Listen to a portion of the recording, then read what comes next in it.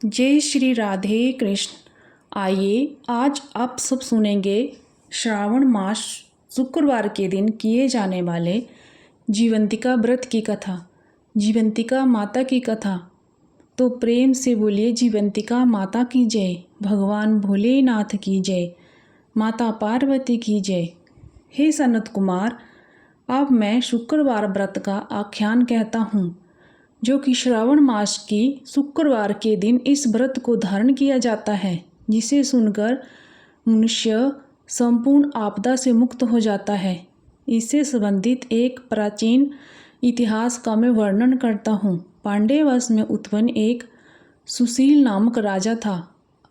अत्यधिक प्रयत्न करने पर भी उसे पुत्र प्राप्त नहीं हो सका। उसकी सर्वगुण संपन्न सुकेशु नामक भार्या थी। जब उसे संतान ना हुई तब वह बड़ी चिंता में पड़ गई। तब स्त्री स्वभाव के कारण अति साहस युक्त मन वाली उसने मासिक धर्म के समय प्रत्येक महीने में वस्त्र के टुकड़ों को अपने उदर पर बांधकर उदर को बड़ा बना लिया और अपनी प्रसूति का अनुकरण करने वाली किसी अन्य गर्भिणी स्त्री को ढूंढने लगी। भावी देवयोग से उसके पुरोहित की पत्नी गर्भिणी थी। तब कपट करने वाली राजा की पत्नी किसी प्रसव कराने वाली को इस कार्य में लगा दिया और उसे एकांत में बहुत धन देकर वह रानी चली गई। उसके बाद रानी को गर्भिणी जानकर राजा ने उसका पुष्पन और अन्वलोभन संस्कार किया। 8वां महीना होने पर सीमंतु नायक संस्कार के समय राजा अत्यंत हर्षित हुआ।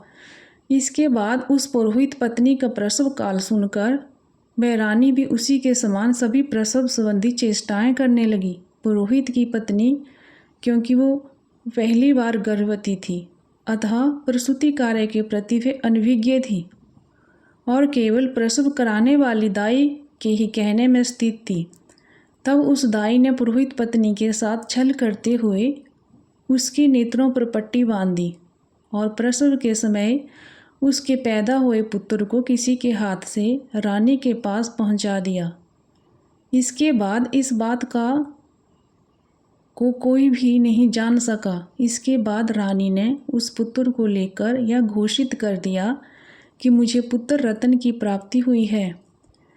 इन सब के बाद दाई ने पुरोहित की पत्नी की आंखों की पट्टी खोल दी। दाई अपने साथ मांस का एक पिंड ले आई थी और उसने वह उसे दिखा दिया। फिर उसके सामने आश्चर्य तथा दुख प्रकट करने लगी कि यह कैसे अनिष्ट हो गया और कहने लगी कि अपने पुरोहित पति से इसकी शांति जरूर करवा लेना। कहने लगी कि संतान नहीं हुई कोई बात नहीं, पर तुम जीवित हो यह अच्छी बात है। इस पर पुरोहित पत्नी को अपने प्रसव के स्पर्श चिंतन से बहुत संदेह हुआ। ईश्वर बोले, राजा ने पुत्र जन्म का समाचार सुन जात कर्म संस्कार कराया और ब्राह्मणों को हाथी घोड़े तथा रत्न आदि प्रदान किए।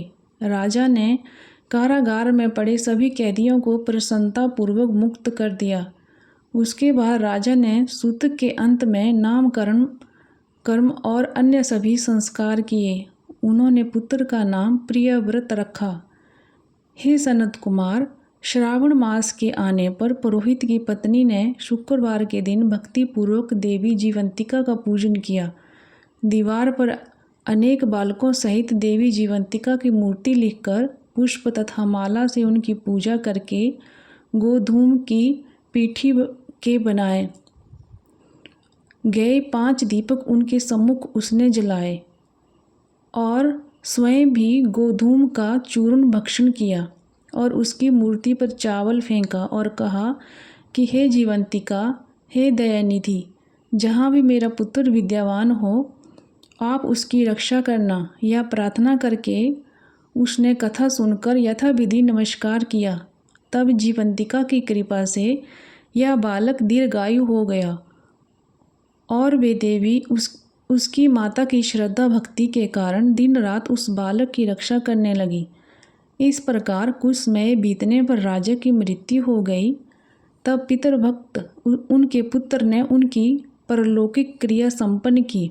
इसके बाद मंत्रियों तथा पुरोहितों ने प्रियव्रत को राज्य पर अभिषिक्त कर दिया और कुछ वर्षों तक प्रजा का पालन करके वह राजा राज्य भोग कर वे पितरों के ऋण से मुक्ति के लिए गया जाने की तैयारी करने लगा।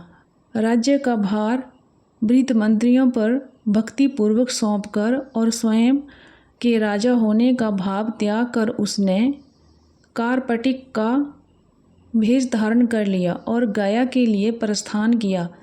मार्ग में किसी नगर में किसी गृहस्थ के घर में उन्होंने निवास किया। उस समय उस गृहस्थ की पत्नी को प्रसव हुआ था। इसके पहले षष्ठी देवी ने उसके 5 पुत्रों को उत्पन्न होने के 5वें दिन मार दिया था। वह राजा भी उस समय 5वें दिन ही वहाँ गया हुआ था। रात में राजा के सो जाने पर उस बच्चे को ले जाने के लिए षष्ठी देवी आई।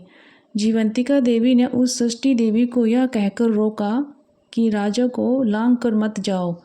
तब जीवंतिका के रोकने पर वह षष्ठी जैसे ही आई थी वैसे ही चली गई। इस प्रकार उस गृह स्वामी ने उस बालक को 5वें दिन जीवित रूप में प्राप्त किया। यह लोग इतने प्रभाव वाले हैं, यह देखकर उस गृहस्थ ने राजा से प्रार्थना की कि हे राजन, आपका निवास आज के दिन मेरे ही घर में हो। हे प्रभु, आपकी कृपा से मेरा यह छठा पुत्र जीवित रह गया।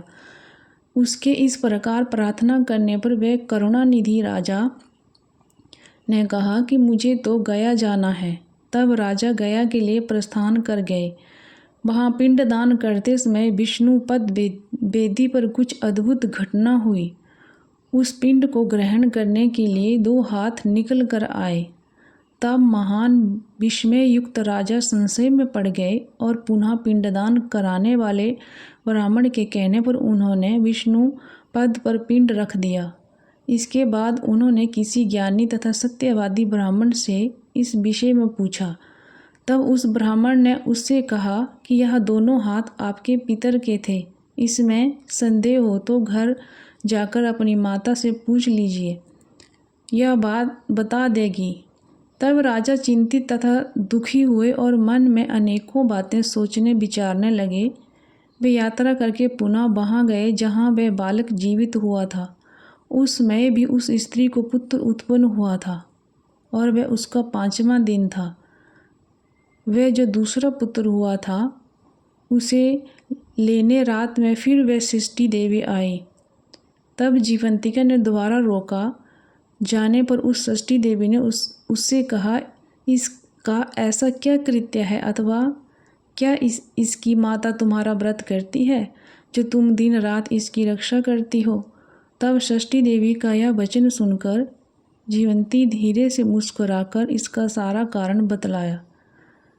उस समय राजा शयन का बहाना बनाकर वास्तविकता जानने के लिए जाग रहा था।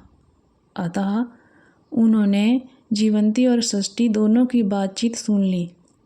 जीवंती ने कहा कि हे षष्ठी, श्रावण मास में शुक्रवार को इसकी माता मेरा पूजन में रत रहती है और व्रत के संपूर्ण नियम का पालन करती है।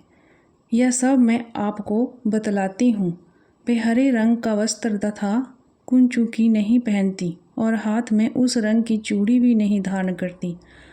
वह चावल के धोने के जल को कभी नहीं लांघती, हरे पत्तों के मंडप के नीचे नहीं जाती और हरे वर्ण का होने के कारण करेले का शाक भी वह नहीं खाती। यह सब मेरी प्रसन्नता के लिए करती है, अतः मैं उसके पुत्र को किसी को मारने नहीं दूंगी। यह सब सुनकर राजा प्रियव्रत अपने नगर को चले गए। उनके देश के सभी नागरिक स्वागत के लिए आए। तब राजा ने अपनी माता से पूछा कि हे माता, क्या तुम जीवंतिका देवी का व्रत करती हो। इस पर उसने कहा कि मैं तो इस व्रत को जानती भी नहीं हूँ।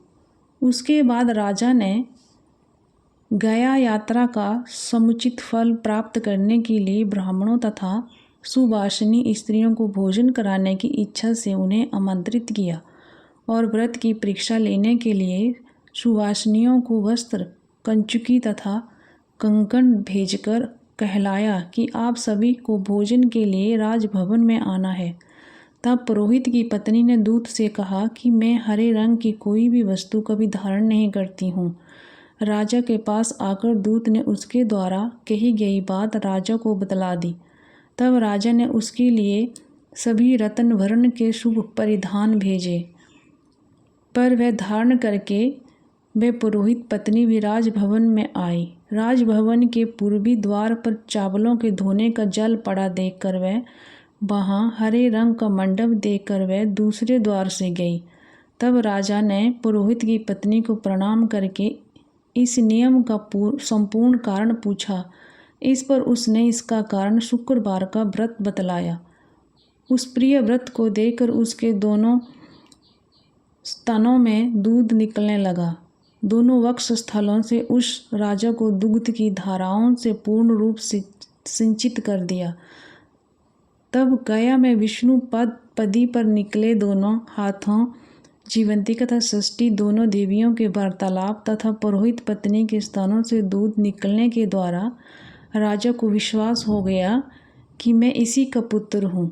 इसके बाद पालन पोषण करने वाली माता के पास जाकर विनम्रपूर्वक उसने कहा कि हे माता, डरो मत, मेरे जन्म का वृत्तांत सत्य सत्य बता दो। यह सुनकर सुंदर केशों वाली रानी ने सब कुछ सच बता दिया। तब प्रसन्न होकर उन्होंने जन्म देने वाले और अपने माता पिता को नमस्कार किया और संपत्ति से वृद्धों को प्राप्त कराया। वे दोनों भी परम आनंदित हुए। एक दिन राजा प्रियव्रत ने रात में देवी जीवंती से प्रार्थना की कि हे जीवंतिका, मेरे पिता तो यहाँ यह है, तो फिर गया में वे दोनों हाथ कैसे निकल आए थे।